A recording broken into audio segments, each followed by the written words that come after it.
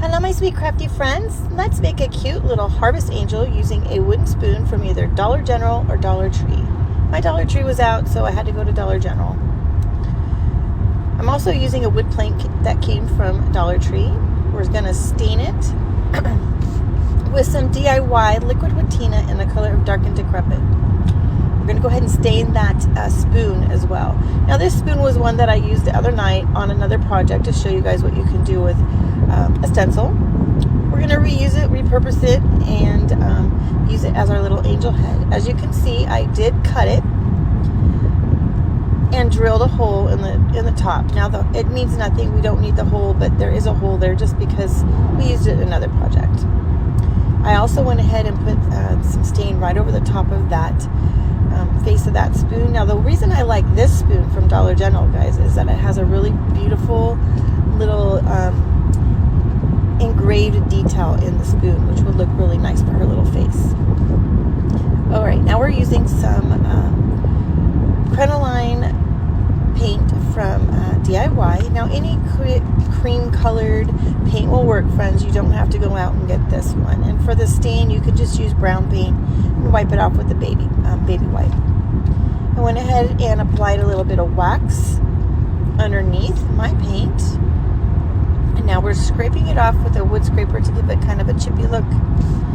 And I want to go ahead and use that little pile that's right there on my napkin and kind of reapply that to my plank.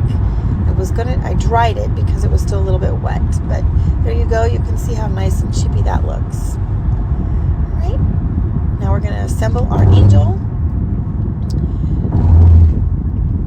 We are going to put some wood glue down and some hot glue to make our angel head. Now for her halo, I've used some grapevine wire that you can get at Hobby Lobby or Joann's. Just shaped it in the shape of a halo.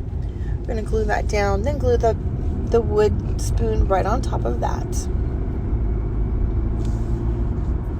I have a little piece of fabric that I just measured out to, kind of fit that area wherever I had that angel sitting. Taking a piece of needle and thread and gathering the top to make that her little cute little top of her dress. And we'll glue that right down there like that. Look at how cute it's looking already, friends. And you could do this for anything. This would be great for a Christmas angel too. All right, I have some faux oats that I got at Hobby Lobby. We're just going to cut the stems off, tie some twine on it, get them nice and tight together. And look at how cute that is going to be, my sweet friends. Okay, I was going to leave them loose, but I decided that it needed to be tied off with twine because I was able to control how those wings went better. So you can do what you want, but I felt like having them tied together with some twine made it a little bit easier to work with.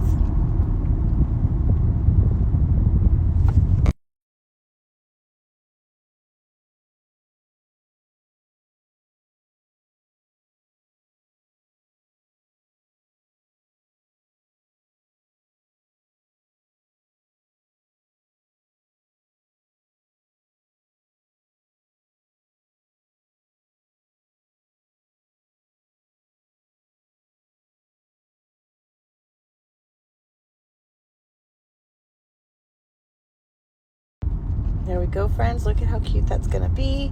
You can see how much more control I have over those little oat pieces and how I'm able to get them shaped for the wings that I want.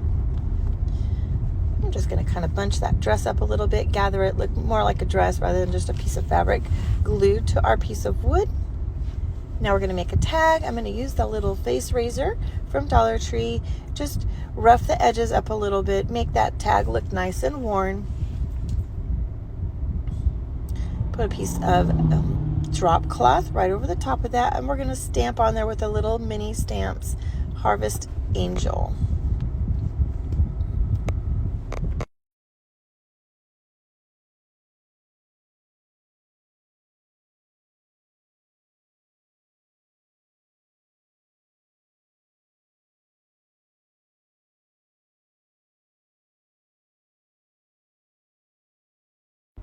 All right, we're just going to add a little bit of a muslin on there for the string for her tag. We'll attach that. Look at how sweet she looks.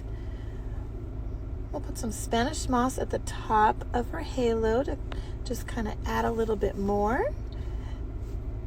And some buttons to the bottom of her little dress. And now we're just going to give her a little patch.